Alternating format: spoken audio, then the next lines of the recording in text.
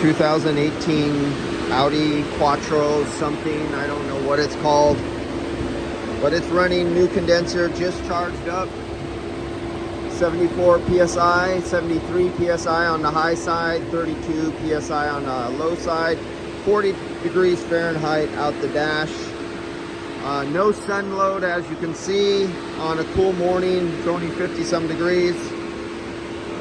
The unusual thing that might catch your ear is that this is a cold engine and it's cool outside and the vehicle is cool, but then you go, why is both fans, it has two fans, they're on high speed? It might be because they have a sensor disconnected, but I'm not sure. I haven't done enough of these to know if this is normal operation, where why would two cooling fans come on high speed instantly right away?